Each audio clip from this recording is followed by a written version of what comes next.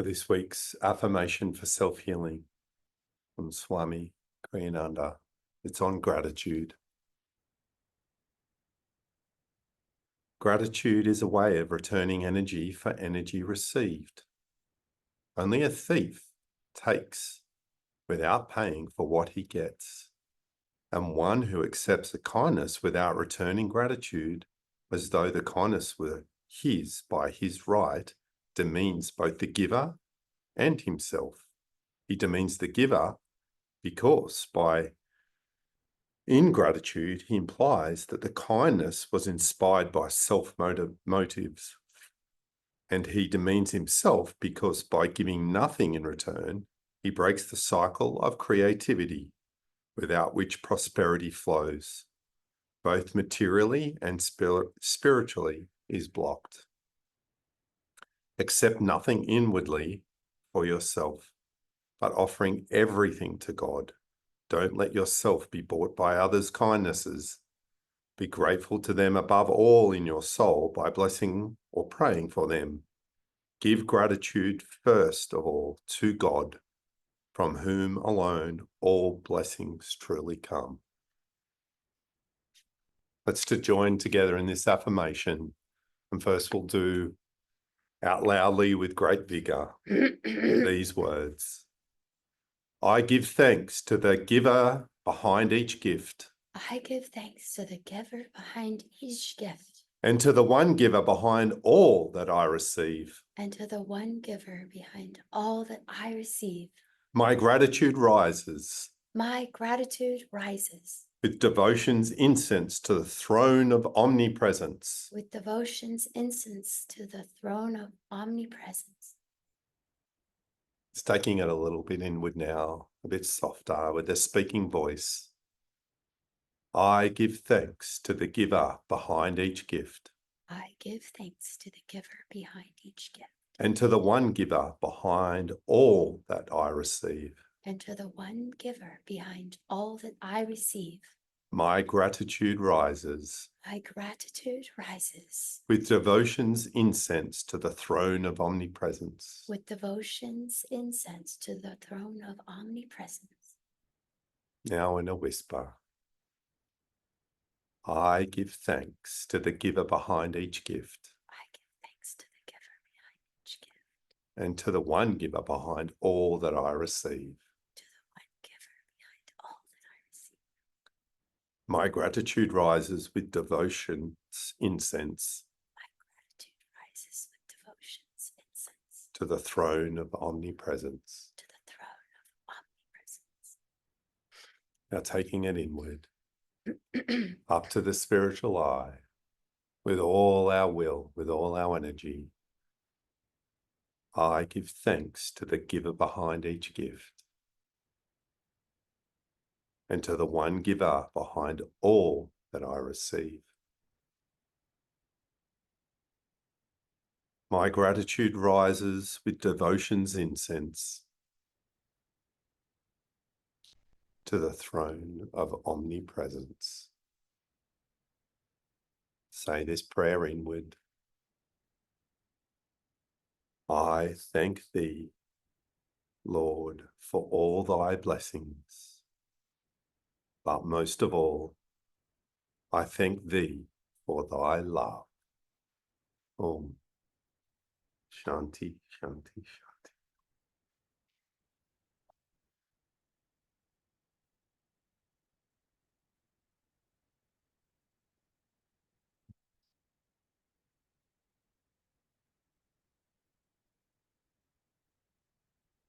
Oh, and this week's reading from Rays of One Light, which is the weekly commentary on the Bible and the Bhagavad Gita, written by Swami Kriyananda. This week is on the law of karma, bondage or soul release. So truth is one and eternal. Realize oneness within it, your deathless self within. The following commentary is based on the teachings of Paramhansa Yogananda. The Epistle of St. Paul to the Galatians contains the oft-quoted statement, be not deceived, God is not mocked, for whatsoever a man soweth, that shall he also reap. In Autobiography of a Yogi, Paramhansa Yogananda tells a story from the life of Nara Saint Trilanga Swami. A skeptic once determined to expose Trilanga as a charlatan. A large bucket of calcium lime mixture used in whitewashing walls was placed before the Swami. "Master," the materialist said in mocking reverence, "I have brought you some clabbered milk. Please drink it." Trilanga unhesitatingly drained to the last drop the container full of burning lime. In a few minutes, the evildoer fell to the ground in agony. "Help, Swami, help," he cried. "I'm on fire. Forgive my wicked test." The great yogi broke his habitual silence. "Scoffer," he said, "you did not realize when you offered me poison that my life is one with your own. Except for my knowledge that God is present in my stomach, is in every atom of creation, the lime would have killed me. Now that you know the divine meaning of boomerang, never again play tricks on anyone." The well-purged sinner, healed by Trilanga's words, slunk feebly away. Yogananda goes on to say the reversal of pain was not due to any volition of the master, but came about through unerring application of the law of justice, which upholds creation's farthest swinging orb.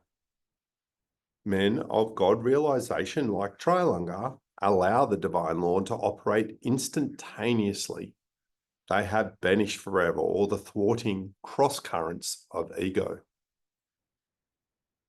Not by reason alone, but by self-realization are the ins and outs of destiny fully understood.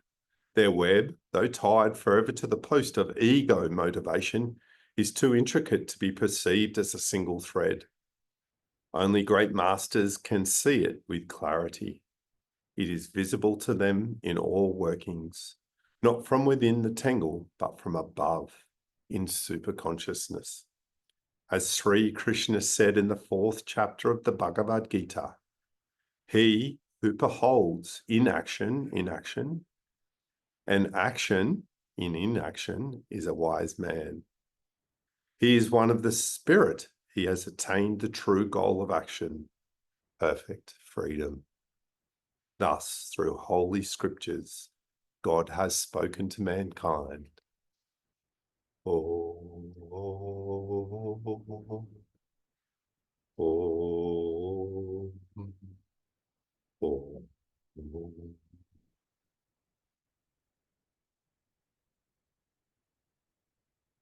Thank you for that reading, Nara.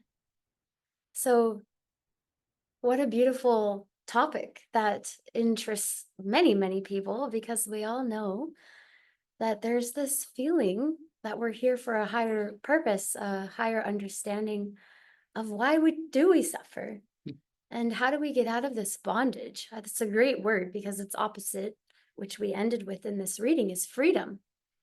And Yogananda, thank goodness he came to help us, because he gave us incredible advice for how to escape this repetitive karmic cycle and wheel that we get trapped in, bonded by, when we come from our ego into manifestation of what God was hoping would be instead an experience of bliss. But we've come away from that experience because we've moved away from God, God's consciousness, Satchidananda, ever new joy. And so today I thought I've asked Nara, could I share a little bit first? Because I got so thrilled thinking about God's lesson plans for each of us. And I'm still regaining my voice, but I thought I have to share this amazing path's teachings on the chakras and the astral spine and how it relates back to the laws from which we live. And God created this perfect experience for each of us to get back to spirit's consciousness. And so today we'll go a little bit into the chakras, which will be very fun. And just a little preface, and I hope I'm not stealing a quote that you want to share later, but Jyotish beautifully reminds us, and so does Devi and Kriyananda, of these words of master, and they are, we came on earth to be educated and entertained, but oh, how few of us are either educated or entertained. And so what a reminder for each of us to just live by when we face these moments where we're stuck in bondage, where we don't feel free because we're in our suffering, we're in our ego, instead of in the lesson plan, living in gratitude for what God's bringing us to learn our lessons so we can be back to a state of joy. God's trying very hard, but we have to draw our own energy to meet God at this place. And so one of the things that the chakras are created as part of our human being is they are as within, so without. So one of the things that Yogananda speaks to us about quite often is how this dream Maya is a movie. And each of us as a soul, part of spirit, is projecting its own movie. One of the things I, from a young person, used to think about is, my God, every single person on this planet has their own day. None of us have the same day. Even if you're a twin, you still have your own experience. Your being has its own movie. Even our dog, Olive, has her own movie. Right now, she's in her own little world, having an experience. She's got her own consciousness, and she has her own lessons.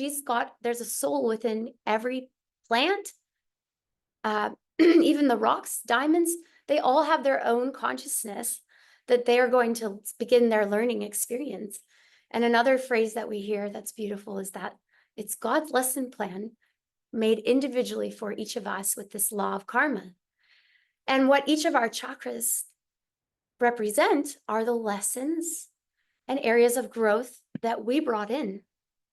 And there's a few things I just wanted to remind us all, because most of us are studying the Raja Yoga with these incredible charts within them of the chakras and the astral spine. And each of our chakras is also connected to our astrology. Each of our chakras has its own symbolism for a lesson.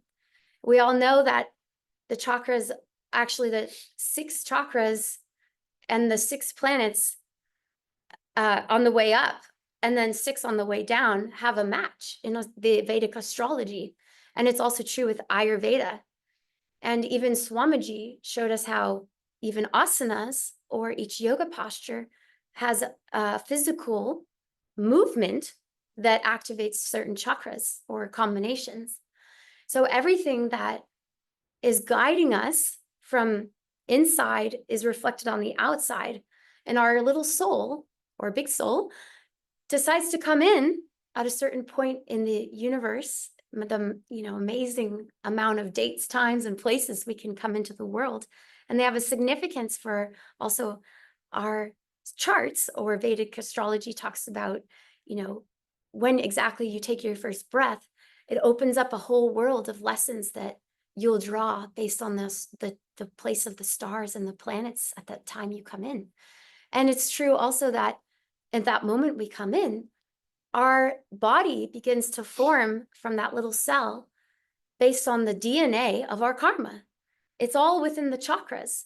And then it grows out as we become more grown into like a little being in our mother's womb. And we start to manifest that karmic journey right away from the moment we are, the spark enters this physical realm.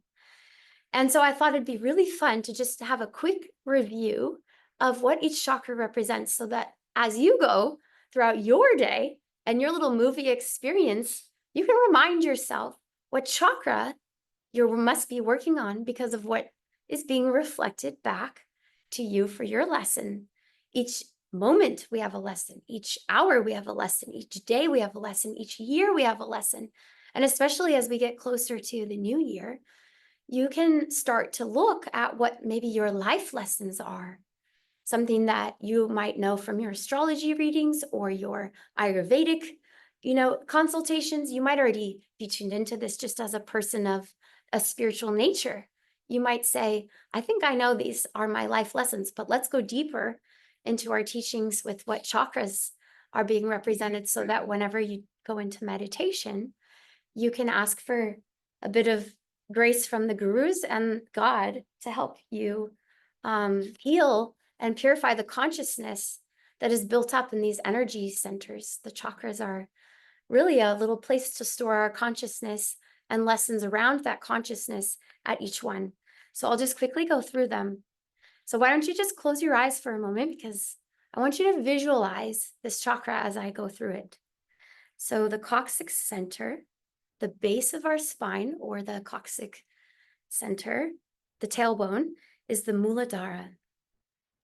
This is just a moment just visualizing this first chakra spinning, whirling, full of energy, filling with light. This place, when in positive, represents steadfastness, courage, loyalty, and perseverance. Really feeling those qualities. Perhaps thinking about a moment in your day where you were loyal and steadfast. Many of you came this morning to meditation together in spirit or physically. That's a beautiful example. And then the negative, maybe when we're being a bit heavy-minded or stubborn. Now we'll move up. We're not going to focus too much on that visualizing of that. We don't want to, but it's good to know. Next up is the Swadhisthana. This is the sacral center. This is around your reproductive organs. So thinking of a moment when you feel flexible and willing to change an attitude, an action. It's also the place where we can access our creativity and intuition. So just visualizing a moment, maybe already today or yesterday, or that you'd like to do today, where you are manifesting this second chakra, this creativity, or being flexible. And now just noting that when this is out of balance, it's when we act with like that wishy-washy tendency, or not being able to make our decisions. So we're a little bit uncertain, a little bit too flexible. Moving up to our navel, so behind the belly button, the lumbar center, the Manipura. So visualizing ourselves with this positive quality, something that means something to you.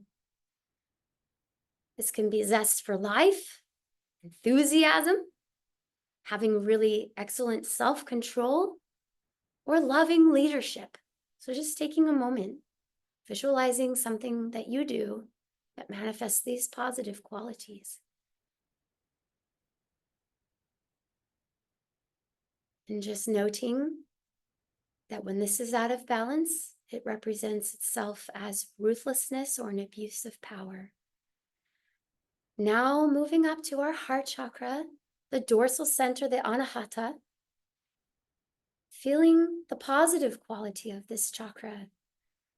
When you feel devotion, divine love, unconditional love, compassion, seeing yourself acting these out,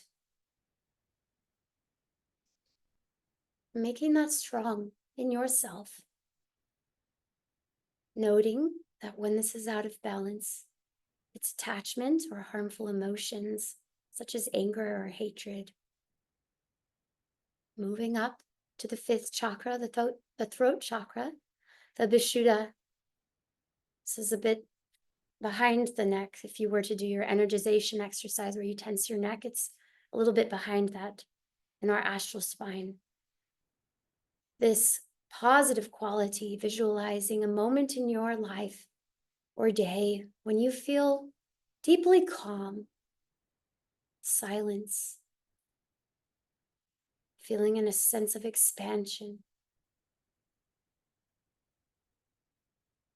Noting that when this is out of balance, it's that feeling of restlessness or boredom, even being spacey. In fact, longing for things of this world. Now moving up to the medulla oblongata, the mouth of God, the place that we also massage during our energization, the base of our skull. This is the negative pole of the Agya chakra. This is where our life force enters. Feeling, as I describe this positive expression of this chakra, these moments where you express selfless service, divine surrender, whenever you offer that little self into the higher self, even visualizing yourself practicing Hong Sa, being a karma yogi. And when this chakra is out of balance, that's when you go, I, me, mine. Being too vain, focused on yourself, ego involved. You also might feel that that area gets tense. Really noting when that happens in your day, being able to change the energy by bringing it up to its positive pole, the spiritual eye, or that Christ consciousness center at the point between our eyebrows. When this pole is being expressed positively, we experience attunement with Guruji or God's consciousness, divine consciousness, those qualities of God. We feel joy. We feel strong willpower. And we are able to access our solution consciousness. So visualizing a moment where you, in your little Maya drama lila play of life, you can feel yourself in that joy, or sharing solutions with coworkers or family members, seeing yourself accessing this chakra's light, purity, and noting that when it's out of balance, you might be a bit too intellectual or coldly rational. And let's just feel all of these chakras now, seeing them, feeling them vibrate with Om, and seeing them filled with light from the base of the spine, seeing a bright light, strong at each center, creating a very strong magnetism going up to that point between the eyebrows, knowing that whenever we are out of balance, we can chant Om at the point between the eyebrows to draw energy back to this place, to heal anything that's going wrong in our little projection from our little movie into this world. And really, again, tapping into that feeling of gratitude that God is helping us. Oh, I have an opportunity to grow. Thank you, God. And welcoming in our heart this love. God's giving us these experiences out of love. And as we go forward into our week, and you can open your eyes if you haven't already, really access that feeling that you're being given something to grow because God loves you. And we can't forget that when things get challenging, it's all this part of God's effort to help us wake up from that dream into that higher reality, into this bliss. So, of course, out of God's love, God wants us to be back in bliss with God, not separate anymore. God misses us and longs for us to become reunited. So remembering that when things get hard, that we can see that there's a beautiful story that I'll just kind of wrap up with here. A guru was in meditation, and the disciples came to him, and he opened his eyes and he began to throw bricks. And some of the disciples were like, "Ow, you hurt me," and ran off.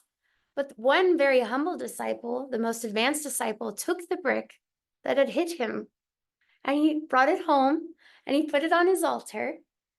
And in meditation that evening, it turned into gold. And it's such an important reminder for each of us that these lessons are gold. The ones that are the hardest are probably worth the most on our journeys. And so we have to remind ourselves to thank God for changing us in all that we get given.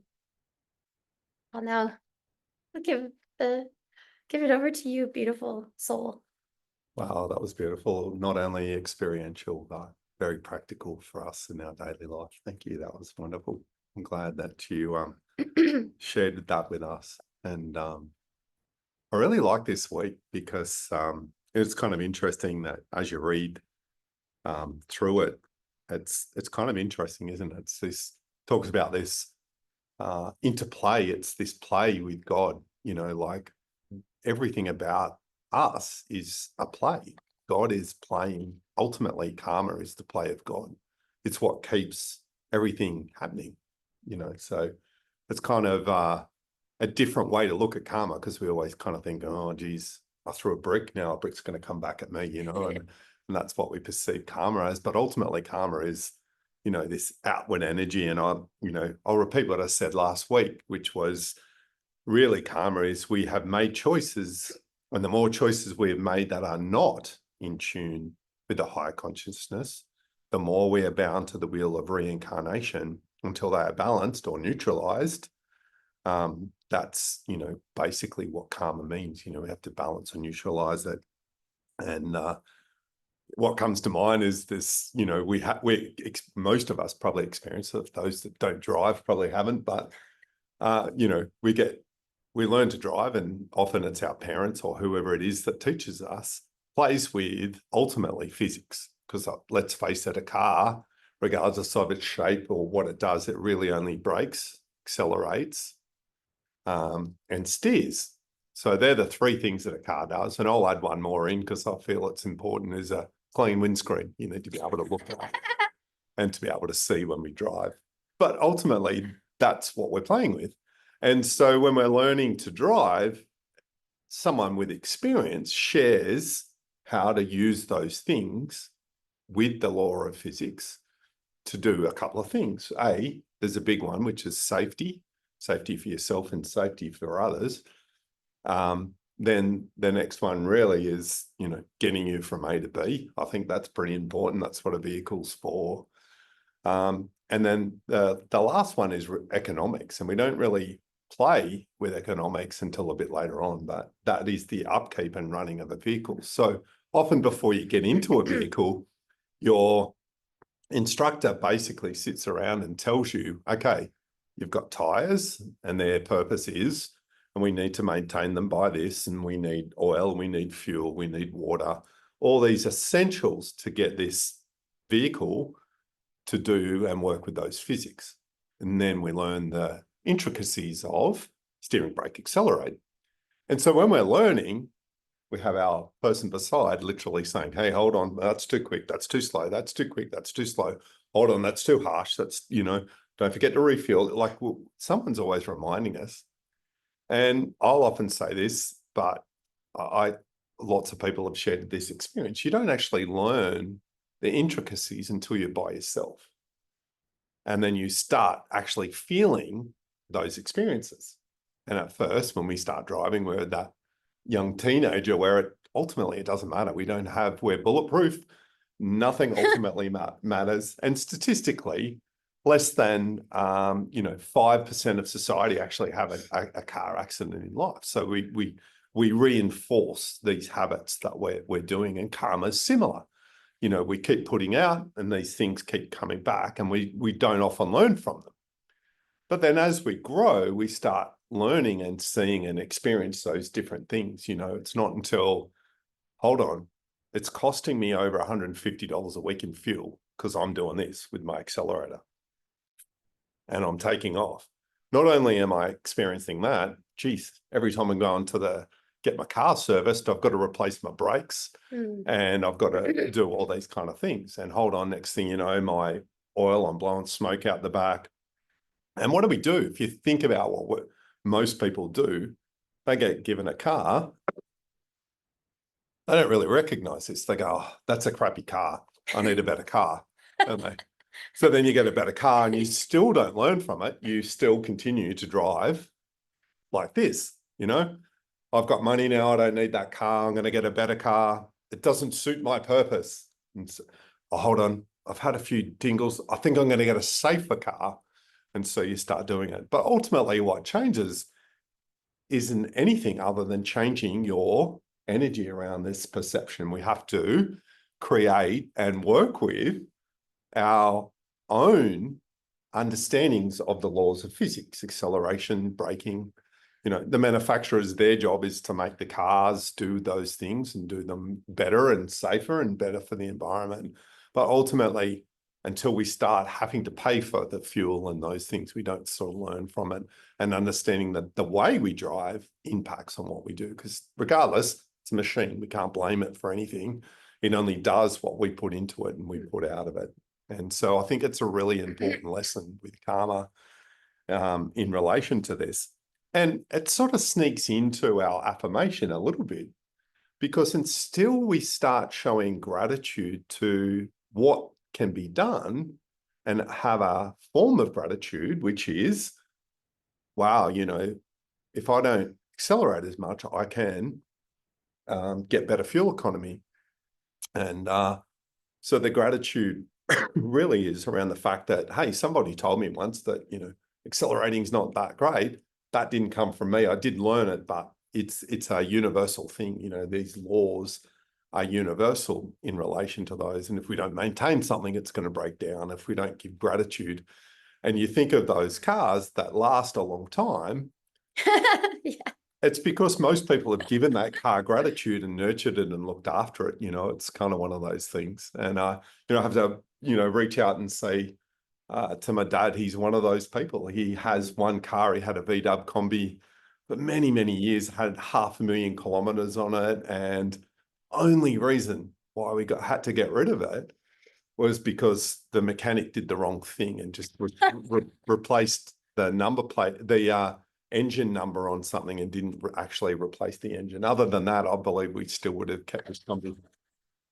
So I think gratitude plays a huge part in this. And I think, you know, as we think about karma in that way, everything that comes to us, we have to have that gratitude. We have to learn that we've done those things. We're the vehicle, the driver of this vehicle that's put out to give us the consequences that have come back to it. And this week's affirmation is just amazing. This kindness, you know, it's this recognition from two parts that really, A, we've put it out there, B, we're a part of this play, and it keeps coming back to us. So I think all in all, those two things are really, really important. So from what, just to sort of wrap up a little bit, I've got a couple of things. The tools that we have, and you just demonstrated an absolutely amazing tool. It's recognition of the vehicle, introspection. It's a really good thing that we have. So our tools. The next one is affirmation. So we do our, sorry, wrong book, affirmations. So affirmations are another good way, you know, to overcome karma. We have that ability to change the things that come to us, not change us. So affirmations and we've been given such amazing tools in relation to this. One that has not been spoken about, but we spoke about it last week, is keeping good company. You know, keeping that energy high. You know, if you think about what it is and the way we are choosing to be positive, we can be helped by good company. We can be helped by the energy that comes to these satsangs in the group that we're in. It's amazing when we keep good company that we can do those things. But the last one is our guru. And our guru is, we often overlook it. But if I can explain it in a different way, and when I mean I explain it, it's not to me, it was an analogy given by Nayaswami Jyotish, and it's such a beautiful visual. You know, if you think about karma, karma is us mentally or putting out energy in a certain direction, and think about it as sound. And then what comes back is an echo. So if you think about that, but it's an interplay of ego. So that interplay of ego is the play that we're talking about with God. So we put it out, this thought, the echo comes back, and then it gets washed in and out by all the thoughts of ego through creation. So often it's distorted in a different way and whatever it is. Our guru, who's still a part of this, is still doing that. So it's kind of interesting, isn't it? So you can imagine our guru putting out all this positivity and love and all these amazing things. So the echo comes back, but there's no ego for interplay. So you can imagine it just coming back, but being washed completely through and around. So where does that go? If we're open to our guru and we're a part of our guru's love, we receive that. And it's such a beautiful visual in relation to karma. It is so important to have attunement to a guru, because that's the blessings that we're getting. He's putting out this amazing energy. The echo's coming back. There's no interplay with ego. And that story of Trilanga was the exact example. Negativity went out, but Trilanga had no ego for that to interplay. And because the devotee was right there, regardless of wrong or right, it didn't matter. The goodness came back and was able to work. That's that law that was spoken about in today's reading. And it's such an amazing, powerful thing to take away with us. So I think, just to finish off, I love that. Just keep reminding ourselves that our sole purpose for here is entertainment. It's a play. All this is a play. But it's also for education. So everything that comes, be grateful. Be grateful that we're a part of a play. How many people in Hollywood try just to be a part of a movie? This is the movie of life. I try out. Absolutely.